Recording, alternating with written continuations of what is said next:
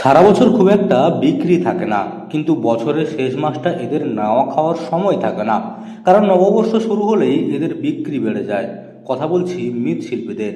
কুমোরপাড়ায় এখন চরম ব্যস্ততা। পূর্ব মেদিনীপুর জেলার কাঁথি এলাকার মাটির হাঁড়ি তৈরিতে ব্যস্ত মৃৎশিল্পীরা। সকাল থেকে রাত পর্যন্ত চলছে কাজ। মাটির গন্ধে ভরে উঠেছে চারপাশ। রাস্তার ধারে মাটির হাঁড়ি সাজিয়ে বিক্রি শুরু হয়েছে। কেউ মাটি প্রস্তুত করছেন, কেউ চাকার সাহায্যে হাঁড়ি তৈরি করছেন, আবার কেউ তৈরি হাঁড়ি রোদে শুকাতে দিচ্ছেন, আবার কেউ বিক্রিতে ব্যস্ত। বলছি যে ঠেকি এটা মূলত কখন বেশি চাহিদা? এটা বৈশাখ মাসে বসুন্ধরাতে চাহিদা বেশি।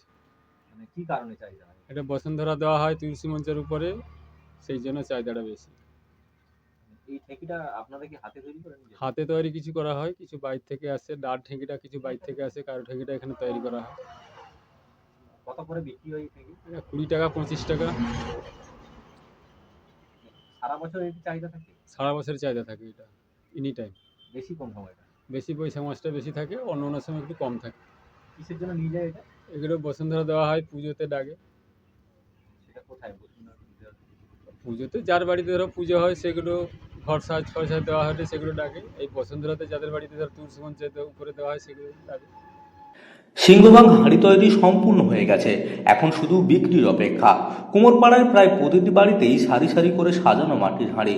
কোথাও আগুনে পুড়িয়ে শক্ত করা হচ্ছে, কোথাও আবার রঙের শেষ কাজ চলছে। ব্যবসায়ীরাও আগাম অর্ডার দিতে শুরু করেছেন, যাতে বাজারে কোনো ঘাটতি না থাকে সেদিকেই নজর রাখছেন শিল্পীরা। কারণ এই কয়েকদিনেই নির্ভর করছে সারা বছরের রোজগার। পয়লা বৈশাখ থেকে মাসব্যাপী হিন্দুদের তুলসী তলায় মাটির হাঁড়ি বা ঝরা বেঁধে রাখার রীতি রয়েছে। তাই প্রতি বাড়িতেই মাটির হাঁড়ি কেনা হয়। তাই বছরের শেষ সপ্তাহে প্রচুর বিক্রি হয়। বৈশাখ মাসে গ্রীষ্মের প্রচণ্ড তাপে তুলসী গাছ যেন শুকিয়ে না যায়, সেই জন্য মাটির হাঁড়ির নিচে ছোট ছিদ্র করে তাতে জল ভরে ঝুলিয়ে দেওয়া হয়। হাঁড়ি থেকে ফোঁটা ফোঁটা জল সারাদিন ধরে তুলসী গাছের গোড়ায় পড়ে। এতে মাটি ঠান্ডা থাকে এবং গাছও সতেজ থাকে। সারা বছর বিক্রি না হলেও এই এক মাসেই পুষিয়ে নেন কুমোরপাড়া শিল্পীরা।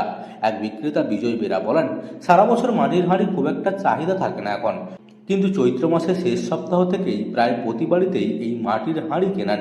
প্রায় বিক্রি দ্বিগুণ হয়ে যায়। তাই এখন থেকেই কুমোরপাড়ায় ব্যস্ততা তুঙ্গে। এখন সকলের নজর বিক্রির দিকে। এই সময়টাই তাদের সবচেয়ে বড় ভরসা। নববর্ষকে ঘিরেই নতুন আশায় বুক বাঁধছেন কুমোরপাড়ায় মৃৎশিল্পীরা। বছরের বাকি সময় যতই মন্দ থাকুক, এই এক মাসের বিক্রি তাদের মুখে হাসি ফোটায়। পূর্ব মেদিনীপুরের কাঁধে থেকে মদন মাইতির রিপোর্ট, লোকাল 18 বাংলা।